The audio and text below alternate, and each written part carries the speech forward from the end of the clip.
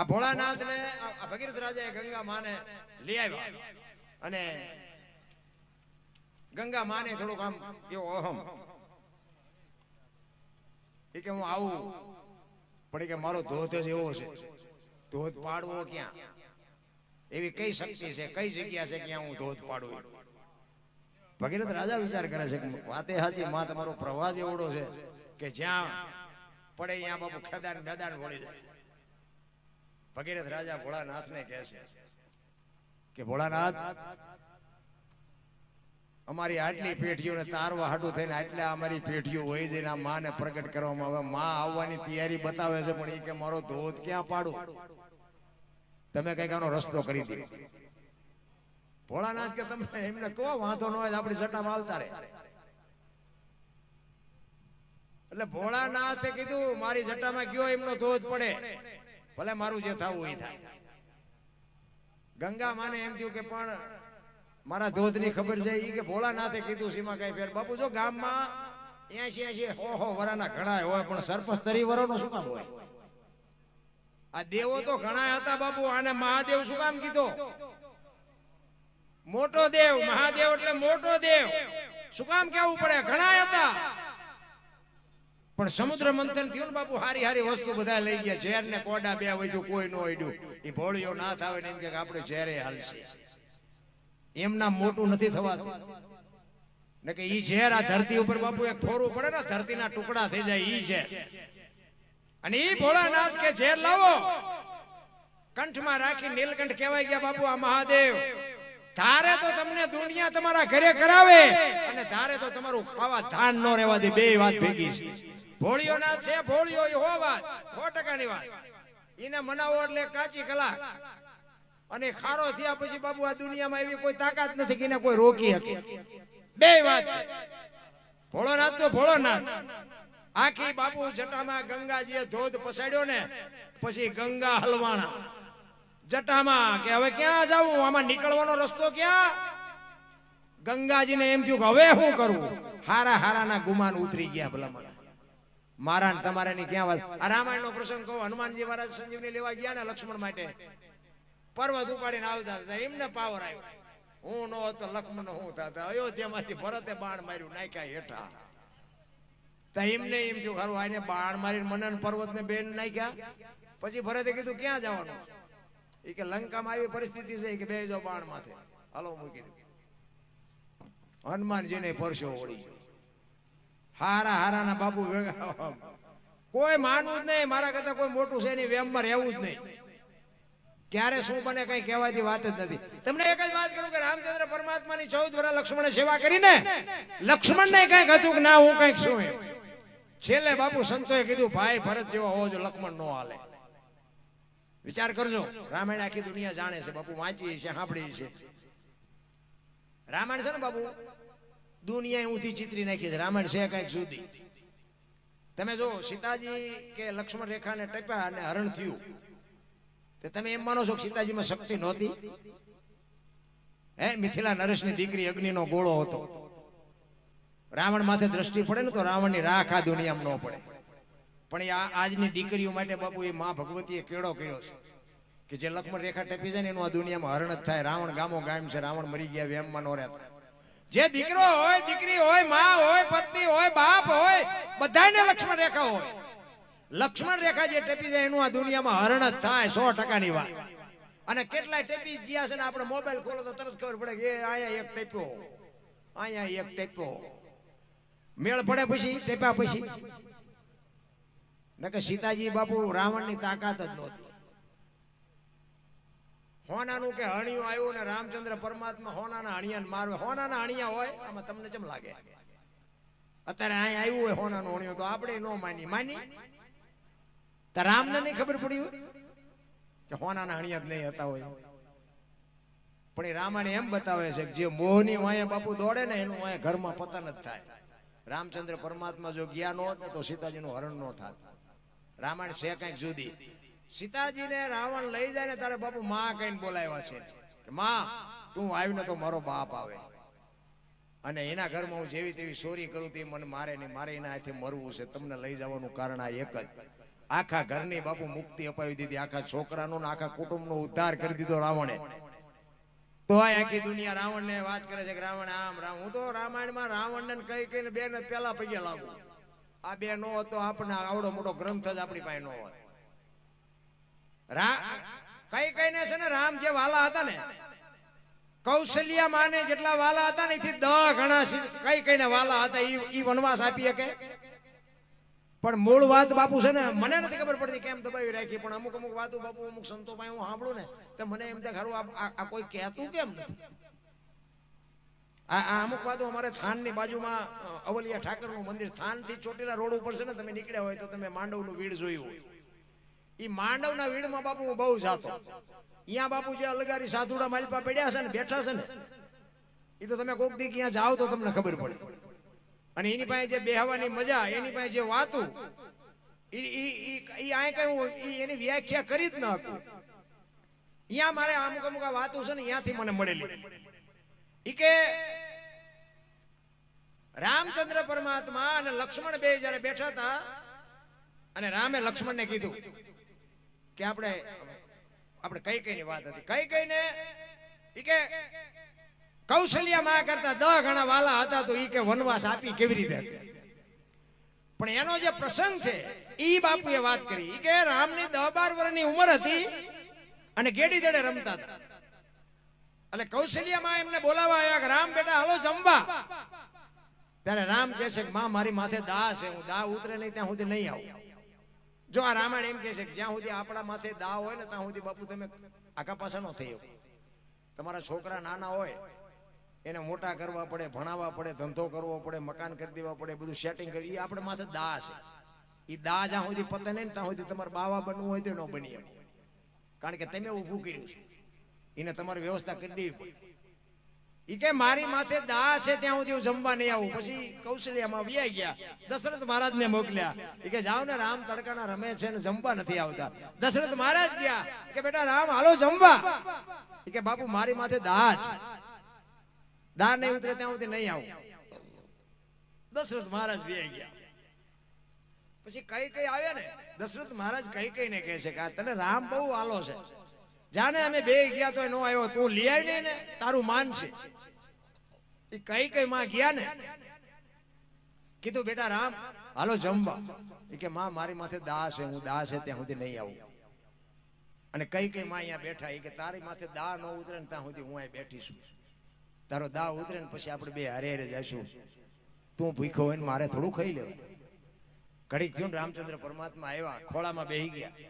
એ કે માં મારી માં આવી મને પૂછીને વહી ગઈ, મારા બાપુ આવ્યા એ મને પૂછીને વહી ગયા, અને તું કેમ બેહી રહી? હું તને એટલો બધો વાલો છું. એ કે રામ તું મારો જીવ છો, તું મારું કાળજું છો.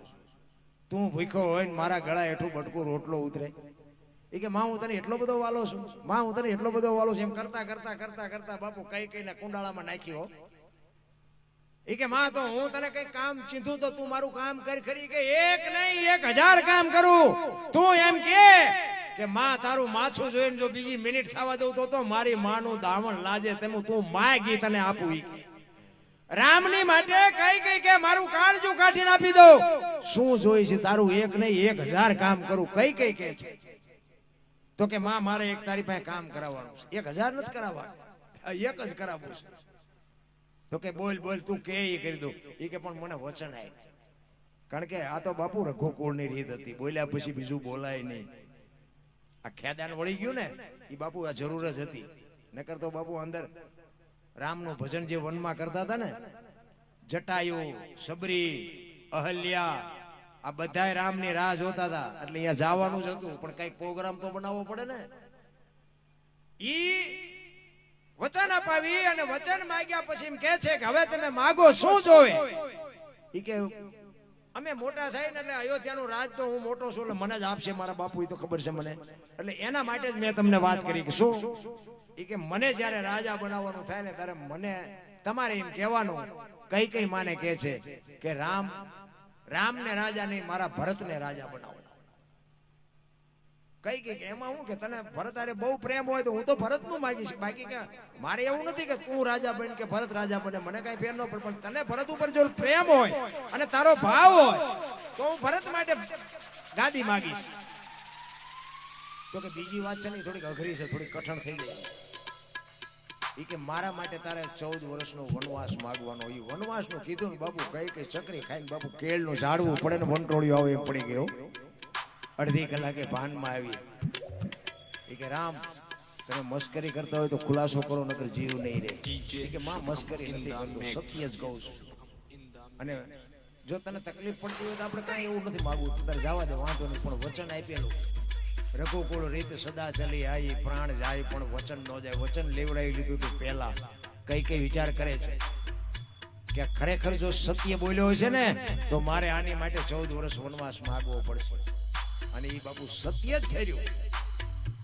અને રામચંદ્ર પરમાત્માને કઈ માં કે છે કે રામ તમારા માટે હું વનવાસ માંગીશ, એની માટે મને તમારું જો મન રાજી રહેતું હોય, તમે જો એમ કહેતા હોય કે મારી માટે વનવાસ માંગતો વનવાસ માંગીશ, પણ એ તમને ખબર છે કે ધરતી ને આકાશ સૂર્ય ને ચંદ્ર રહેશે ને ત્યાં સુધી આ દુનિયા મને ગાળ્યું દેશે, એ તમને ખબર છે.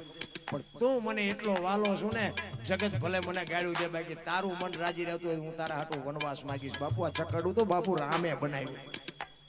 તમે હું આપણે કઈ ગાળ્યું દી.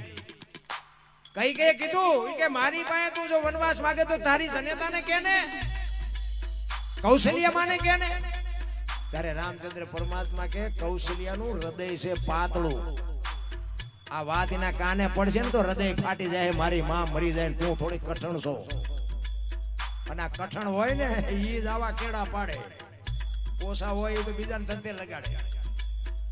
કહેવાનો મારો મિનિંગ રામાયણ છે ને, રામાયણ છે. રામચંદ્ર પરમાત્મા લક્ષ્મણને કહે છે, લક્ષ્મણ આપણે 14 વર્ષ પૂરા કરીને આવ્યા ને ત્યારનો તારા મોઢા ઉપર મને કઈ ચિંતા દેખાય છે, શું છે? ત્યારે લક્ષ્મણ કહે છે, મોટા ભાઈ મને એક શંકા છે. શું? તમારા મારા બાપ એક? તો કે હા. તમારા મારા ગુરુ વશિષ્ઠ મહારાજ? તો કે હા. તમારી અને મારી માની ભક્તિમાં કોઈ કમી ખરી કે ના? બે માની ભક્તિ એવી છે. તો કે 14 વર્ષ મેં તમારી સેવા કરી, અહીંયા કઈ ભૂલ થયેલી કે ના? કાંઈ નથી થઈ. અને એ વખતે લક્ષ્મણ રામને કહે છે, મોટા ભાઈ તમારા મારા બાપ એક હોય, તમારા મારા ગુરુ એક હોય, તમારી મારી માની ભક્તિમાં કમી ન હોય તો હું તમને એ પૂછું છું કે લંકાના પટાંગણમાં રામ રાવણનું યુદ્ધ હાલતું હતું, તેથી રાવણના વરસાદ જેટલા બાણ વરતા હતા, તમને એક નહોતું અડતું. અને મેઘનાથનું એક બાણ મને વાગ્યું, હું ગોટો વળી ગયો, ત્યાં મારે કેવું ફળ ભોગવવું પડ્યું. તમારામાં મારામાં જો કાંઈ ન ઘટતું હોય, બે હરખા હોય, તો લંકાનો બારવટીયો જેને કહેવાય બાપુ, યુદ્ધનો બાદશાહ રાવણ, એના હથિયારથી જો તમને કાંઈ ન થતું હોય તેના છોકરાની શું શક્તિ હતી કે ઈ મને ગોટો વાળી દે? રામચંદ્ર પરમાત્મા ઈ કે ત્યાં પ્રશ્ન કર્યો, સારું કર્યું, ને કે તું જીવતતા હોય તને મૂંઝવણ. ઈ કે આપણે 14 વર્ષ વનવાસ મળ્યા પછી જંગલમાં હાલતા થયા, આશ્રમ ક્યાં આવ્યા હતા? કે આશ્રમ તો ઘણા આવ્યા હતા. કે સબરીનો આશ્રમ આવ્યો તને ખબર છે? ઈ કે હા. પ્રકૃતિ તમારું ભજન કરતી હતી. મેં કીધું મોટા ભાઈ કયો મલક આવ્યો? તમે કઈક ભીલડીની બાઈ મારા નામના જાપ કરે છે. તો કે એને આપણે આટલું આગતા સ્વાગતા કરી હતી કે હા, બેસવા માટે ચાંદની પાથરી દીધી હતી, આસો પાલવના તોરણ બાંધ્યા હતા, એ કે જમવાની વ્યવસ્થા કરી હતી, હા, એ કે જંગલમાંથી બોર લઈ આવી હતી, એ કે મેં ખાધા હતા કે હા મોટા ભાઈ તમે તો ઠળિયા હોતા ખાઈ ગયા હતા, એ કે લક્ષ્મણ ત્યાં ખાધા હતા. અને અહીંયા લક્ષ્મણ હબાકો આવ્યો, અરે તારી ભલી થાય, તારી 14 વર્ષમાં અહીંયા ભૂલ કરી ગયો. તેથી રામચંદ્ર પરમાત્મા લક્ષ્મણને કહે છે, લક્ષ્મણ સુમિત્રાને મૂકી અને સીતાને માં કહેતો હોય, દશરથને મૂકી અને મને બાપ કહેતો હોય, અને અયોધ્યા જેવું રાજ મૂકીને મારી ભેગો તું રખડવા આવ્યો હોય, તો હું તને ઈ પૂછું છું કે ભીલડીના હેઠા બોર ખાવામાં મને વાંધો નહોતો, તને હું ઘા વાગ્યા દીધી? લાકડી પડી પગમાં પડ્યો, એને બાવડું ચાલીને બેઠો કર્યો.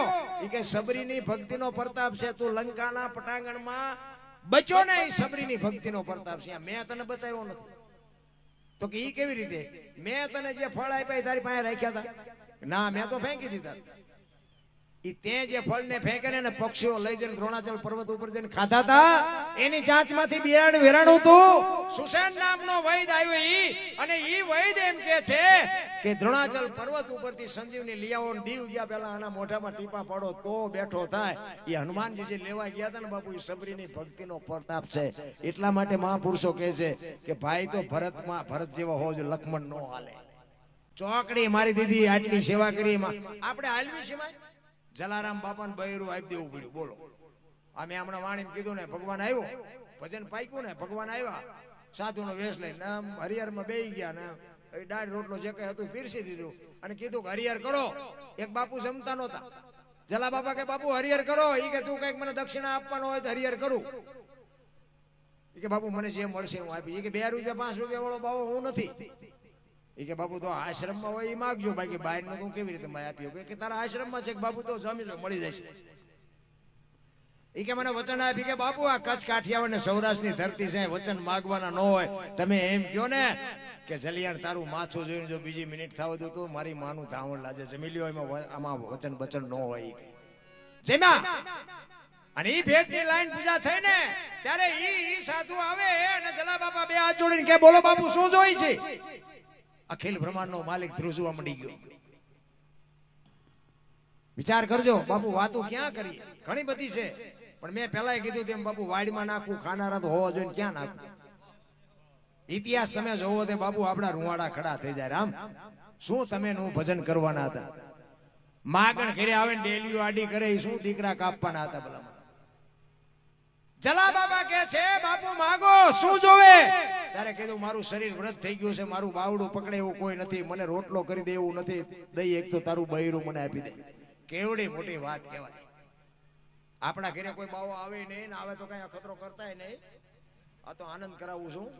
આપણો માન મેળ પડ્યો વરી પાસે કે મારું ભંગવી નાખ્યું લે આવી, એવું કઈ છે નહીં. પણ જલા બાપા વિચાર કરે છે કે બૈરું આપવામાં મને વાંધો નથી, પણ વીરબાઈમાં બાપુ જો પતિ પત્ની કા એક મતા તો સરગાપુરમાં સતા અડધું અંગ આને કહેવાય. રામ રસોડામાં માં વીરબાઈ રોટલા કરે છે. જલા બાપા ન્યા જઈ અને કે છે હાંભળ્યું?